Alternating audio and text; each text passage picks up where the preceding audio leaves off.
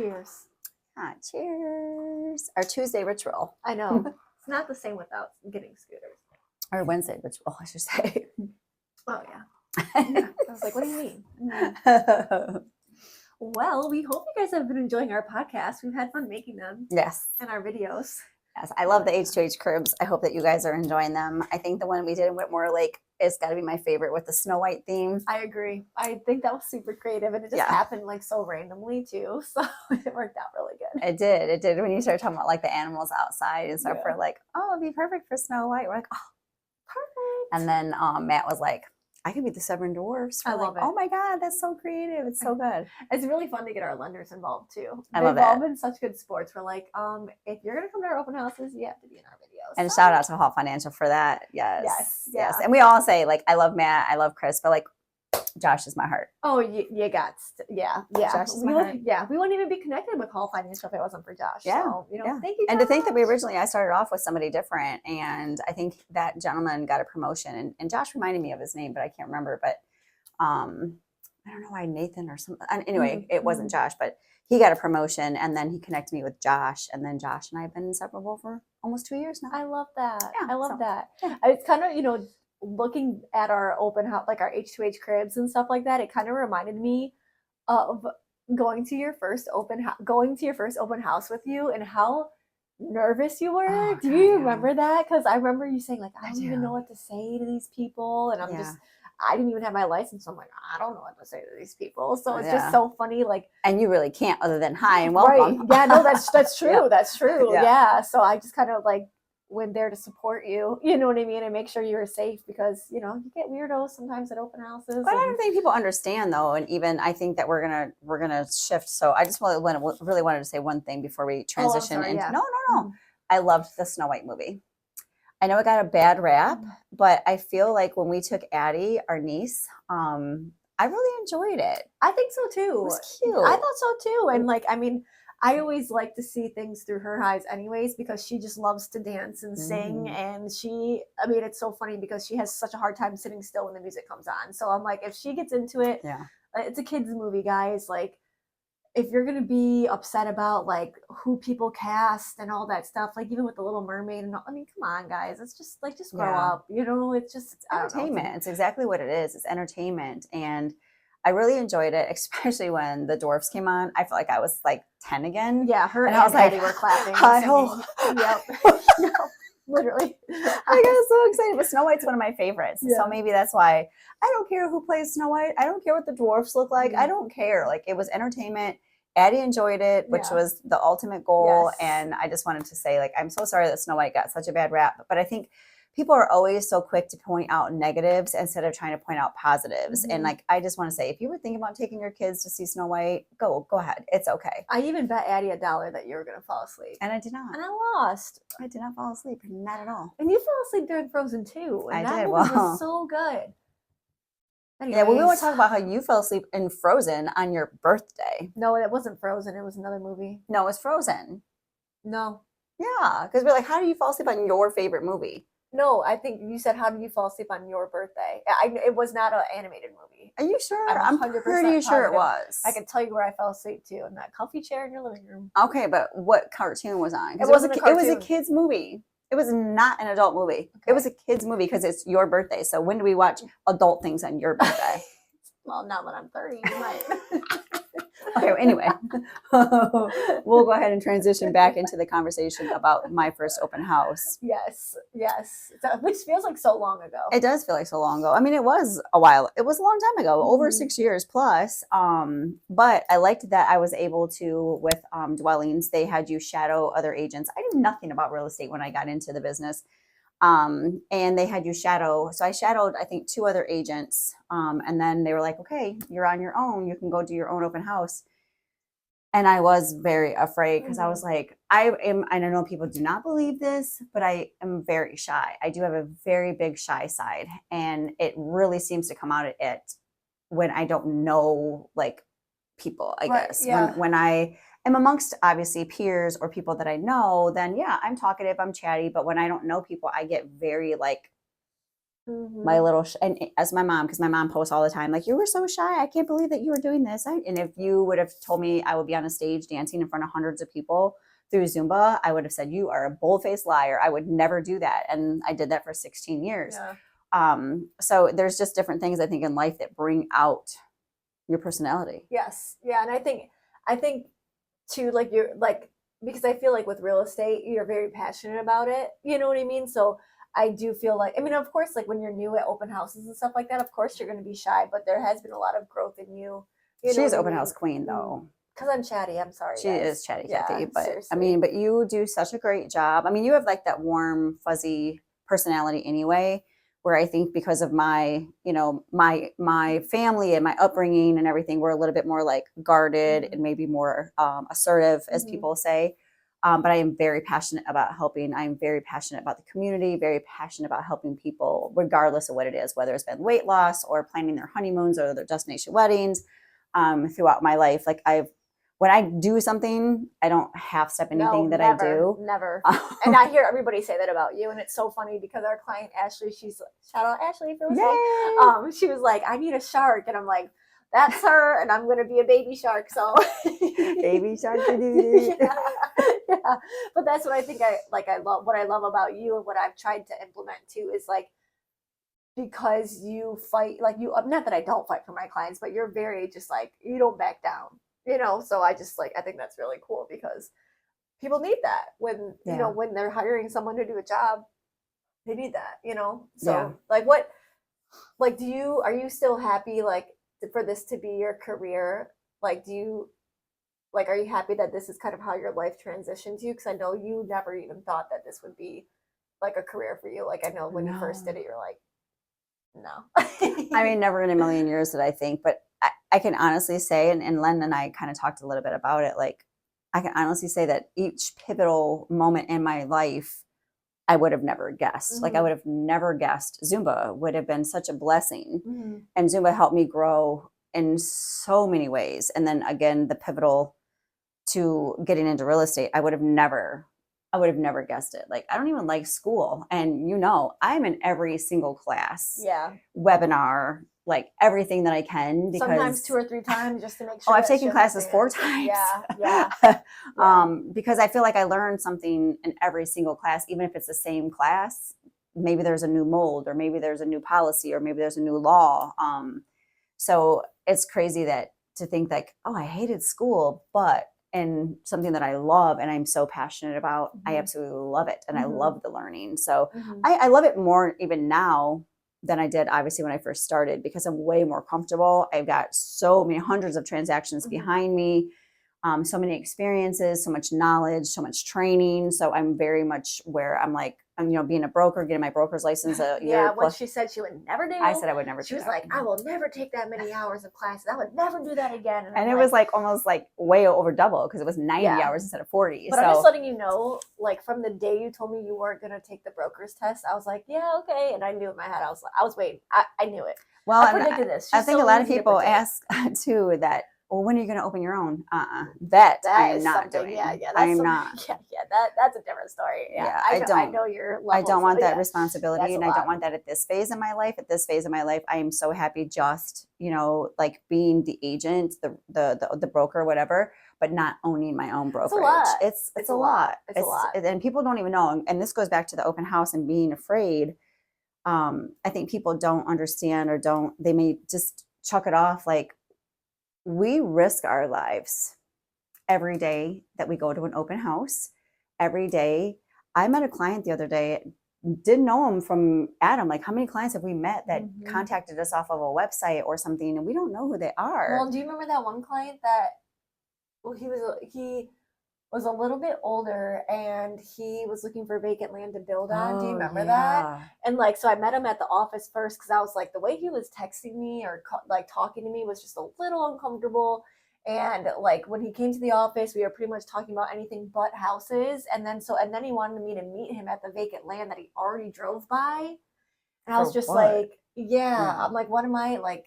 If you like the land, then we move forward and figure out what kind of tests and stuff that we need to do to make sure it's buildable. But like, I don't need to go, like, if you already walked the property or like whatever, it's just some, you got to follow your gut because it is really Mhm. scary. And I think, especially being a is. woman in this business, people think that they can like take advantage of us. You know what I mean? And I was afraid of that too. Like with me being younger, like I just think sometimes it's kind of hard for people to take me seriously. So I was like, you just got to be careful. Yeah, that's why we have each other's location Yeah, because we I don't have just anybody don't. else's location but hers. Yeah, same, And she has same. mine. Yeah, yeah. Because Even Len, well, he's not an iPhone user. He doesn't have my location. Yeah.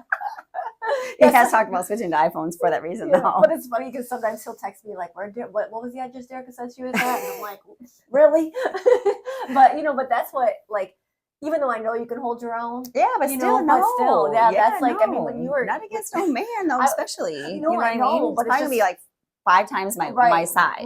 right, yeah. But I would go. I mean, like when she first And I started love real you for estate. that. Oh, I love you too. Yeah, I Yeah, just of really love you course. for that. Yeah, like I was literally like, I was working a full time job, and I'm like, she had showings, she had open houses, I was there. Yeah, she was. Because I was just like, I don't want her to be by herself. And and that's when I really started to see her really shine. And I was just like, why don't you do this? Why don't you get your license? And I was like, no. yeah, she said the same thing. No. Yeah, never. Like I got my bachelor's degree in children and family services. I was From all U of about M. the kids. Yes, from U of M. Still paying for it. But it's fine.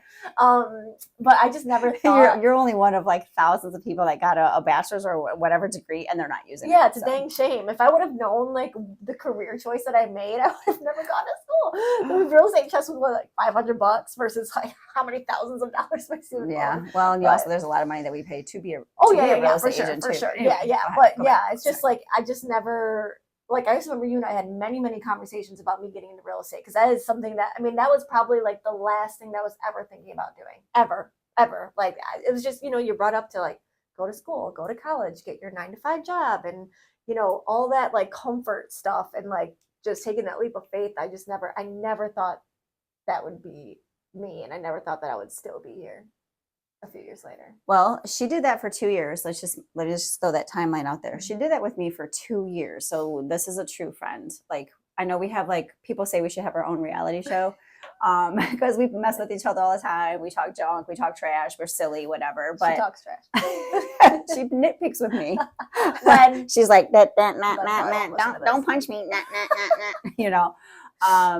But she did that for 2 years, and then she really took the leap of faith and got her license. And we set you up though to make sure that we had a plan, and you executed the plan before she left the corporate world. And here you are, over 4 years, and very successful. Yeah, but I like, and that is because of you. It's because of Shannon. It's because of Dwellings. Like I just feel like if I were anywhere else, I probably would be right back in my corporate job because like you've been an entrepreneur for your whole life. So it's like, long time now. how to make things work and like not to give up and you push me to be a better agent, and so even sometimes I'm like, so she hates our rough conversations or our tough conversations. Yeah, sometimes I'm like totally shut down about it and then I'll come back around and be like, yeah, she was right, but like I need that because this job, being an entrepreneur is hard and it's really hard work and people think it's easy and like, yes, I love that we get to make our own hours and we've got freedom, but also like, our we work a lot of hours. Yeah, but our laptop is literally like our emotional support animals. I pulled my laptop out to dinner to write an offer. My first offer was written on Father's Day, so it's like you do sacrifice a lot of things and even our vacations, like we don't get to take vacations like normal, regular 9 to 5 people because we have to work still on vacation. And, I know sometimes with our friends and shout out to our friends and our family, definitely that, we're maybe at a holiday dinner and we have to step out because we have to do something or on vacation. We love you, Britt. And Becky, she's been there too. Yep.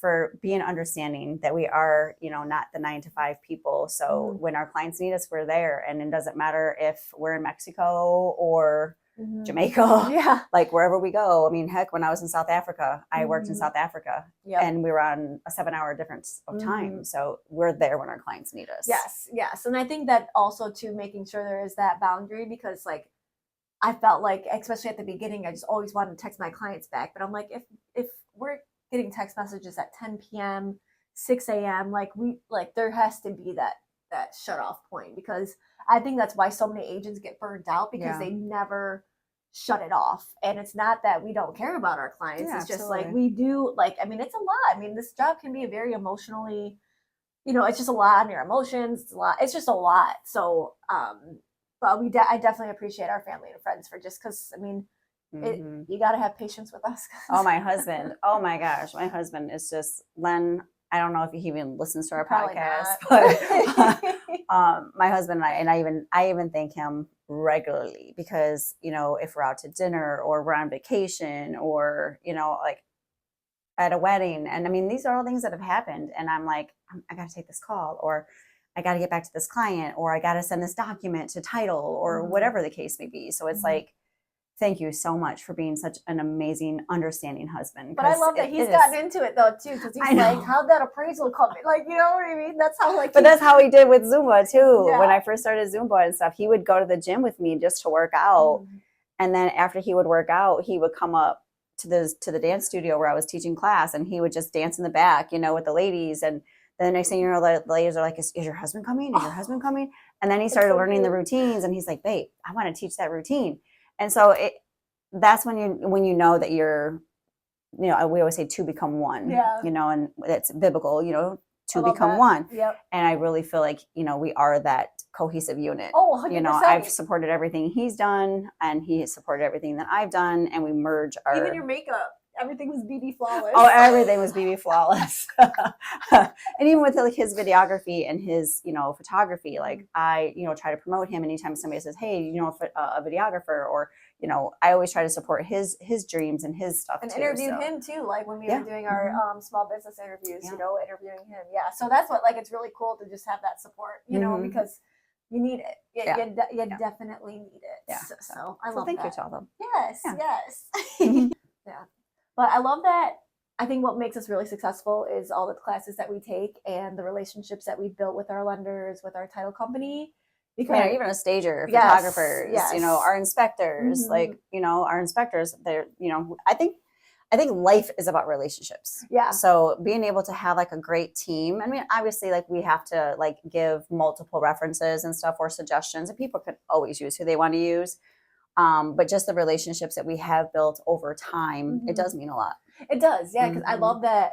If I'm at a house and I'm like, this is weird. Like, we can text our inspectors and be like, is this a red flag? And not that we don't take advantage of No, that, but it's just absolutely not. very nice that we built that relationship because instead of like going through all of that and wasting our clients' time, wasting the inspection. I mean, we've had how many inspections where 10 minutes later they're like, "You want to stop?" So it's just very nice. Hmm. Like, and like, how many issues have we had with title?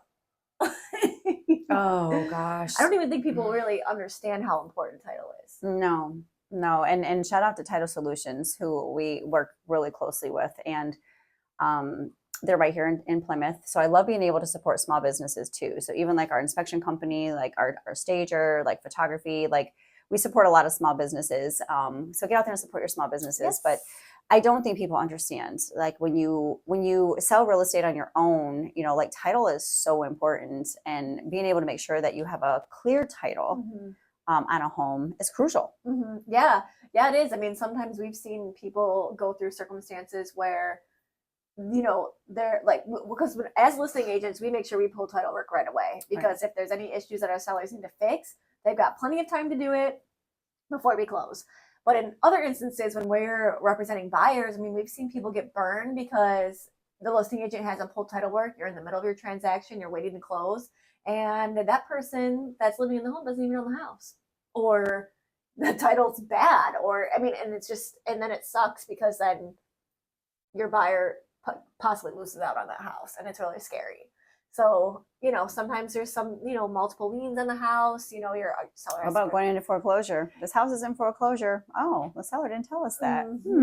Yep. Yeah. Yeah. So it is really scary. Like when, I'll follow up with an agent. They're like, yeah, we're pulling title work next week. I'm like, why haven't you done that Or yeah, they already? didn't know that they were supposed to have an inspection, a certificate of occupancy to sell their home, and they waited a week before closing, and they still haven't done that yet. And Mm-hmm. now we can't close on time because you have a list of things to fix Yep. because your agent didn't pull title. Yep. Yeah. Or even just like, if your last name is different, like if it's your maiden name and then you got, and then you got married, like, got to make sure you bring your marriage certificate or a death certificate if your husband passed away, like, all the stuff. I mean, even I just dealt with power of attorney, and they were very specific in making sure that they had an original copy of the power of attorney paperwork, like because the counties have gotten a lot more skilled at knowing when things are copies, and they don't want copies. Like it has to be the original, and that can, I mean, something like that can mess up everything, you know. So it's just really important to just pay attention to that stuff. It really is, especially like if you have like an estate, or if you have trust, Mhm. or if you're a corporation. There's just a lot of things that go into what we do. And even like the one that I had that was owned by four siblings, and one of the siblings had passed away, and then they had to contact their children, and the children had to sign off on the property. I mean, Wow, that's a lot. That's a lot. and that took us about 6 months. Yeah, it took Wow. us about 6 months because they had to rehire their lawyer, and it's just a lot. So we try to make sure we find out what those obstacles are from the very beginning, and then we go through the obstacles together. Mhm. And then once we know that you're pretty solid, your title is clear, then we can go ahead and put the house on the market. Yes, yes. So we definitely had to shout out Title Solutions because Yes. we've made several phone calls to them, like, "Hey, how do we figure this out?" or "What do we got to do?" And they really go above and beyond to make things work for us, and just give us different ideas Mhm. that you know we didn't know about. So I'm trying to think of something else that I had recently, but it's Well, even I know I'm dealing with a special assessment issue right now with one of my houses, that one of the agents wanted. I told him it's a road that's being built in the near future, so my client was not going to pay for the special assessment.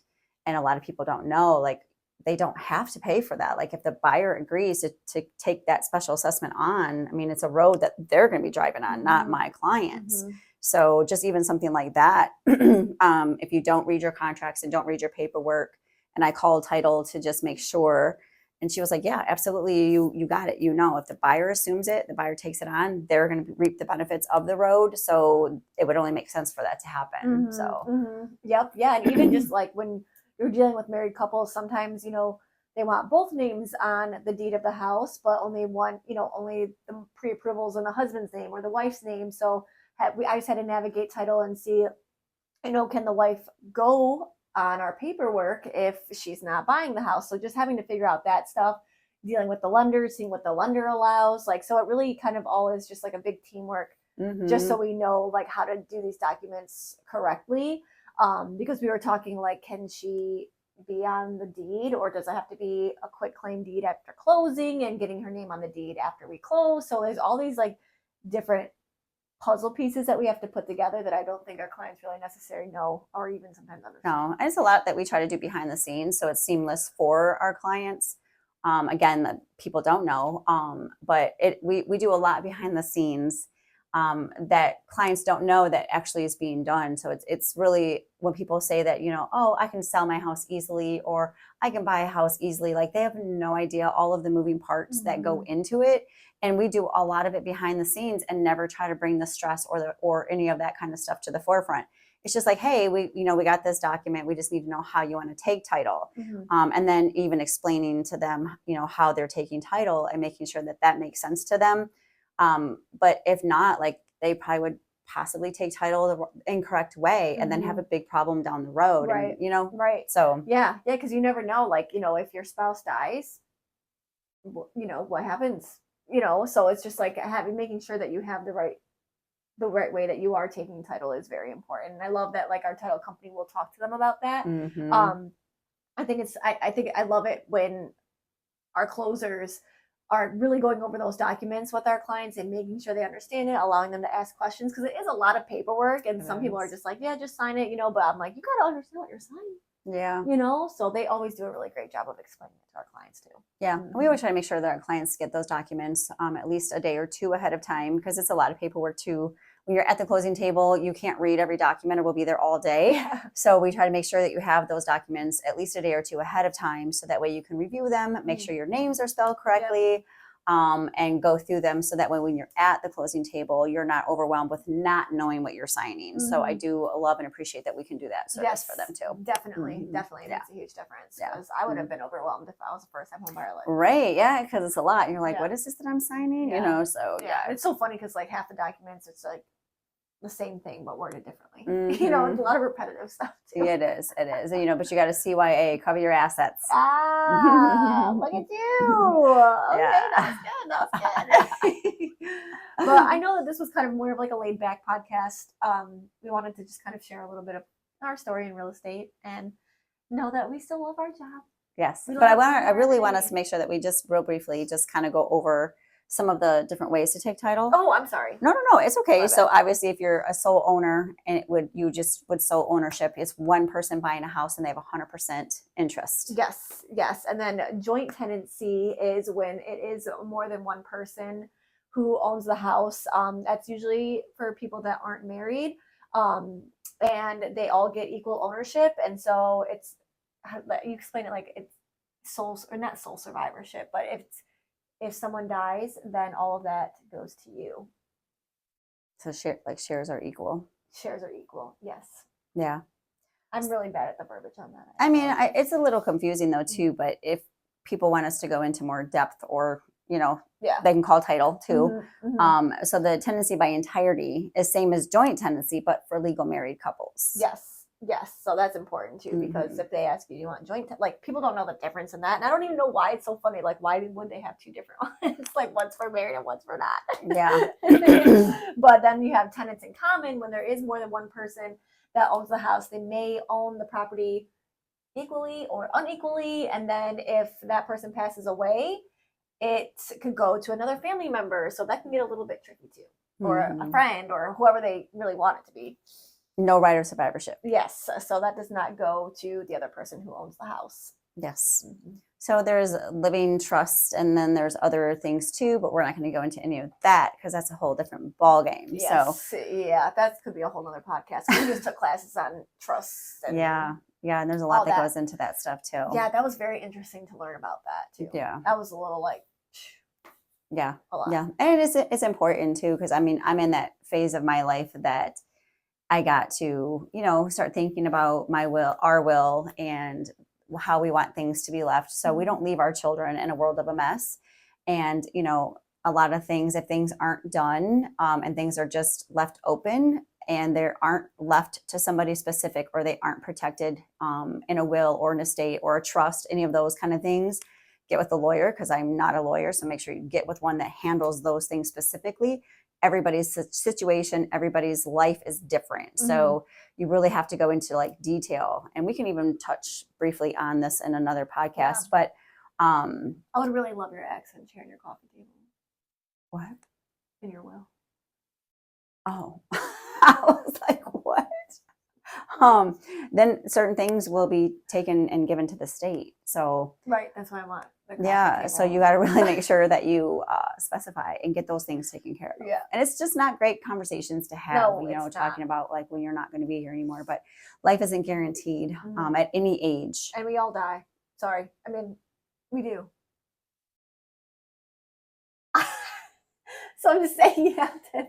I mean, it's not a great conversation to have. No, it's not. It's needed. Yeah, because like you said, it just saves. It just saves you from a lot of mess afterwards. Because even just hearing some of these documents, I don't know if it was the trust or something, like it has to be signed, or the power of attorney has to be signed, like within a year or 6 months or something like that. And I'm just like, who thinks about that? So it's just like, you just got to know, because then you could just really leave a whole bunch of like unanswered questions at the end, but sometimes they accept like however, like if you just sign a piece of paper, it doesn't have to be some like legal thing. Like they were talking about like something just handwritten on a napkin. Has to be witnessed by two people that have no interest in whatever it is that you're writing about. So if you're writing about your house, it can't be two people that you're leaving the house to. It has to be two non-interested parties. Yeah, so it's just so much. Yeah, so it's a lot. Yeah. It is a lot, but I love us learning about it though, because we deal with it all the time. We deal with probate, we deal with estates, we deal with all that kind of stuff all the time. And back to title, back to title again. So it's really cool. But yeah, we'll kind of touch on that in another episode. And like we said, if there's any topics that you guys want us to talk about or you have questions about, please ask, because we're here. Yes. Make sure you go in and check out our H2H cribs. And if you know anybody looking to buy or sell a home, make sure you send them to the Hearts to Homes. We love to bring the H2H cribs all over southeastern Michigan, because we have now done Westland, we've done Whitmore Lake, we've done St. Clair Shores, can't even think of where our first one was. Well, we tried to do it in Clinton Township, but then we didn't have our microphones. Oh, we didn't have our microphones, Yeah. but it was so Yeah. cute. She got me singing in the shower. Yeah, I did. Yeah. I mean, and then now, ever since like our podcast with Steve, I just really need to make sure our mics are on because we need to go through that too. Because remember, we tried to do that one in Westland, and I was like, "Why does it sound weird?" I'm like, Oh, I right. didn't Yeah, turn the my mic was on. Yeah, your mic wasn't on. Yeah. Mhm. Yeah. So, But good times. cool. All right. Well, thanks, See guys. you next time.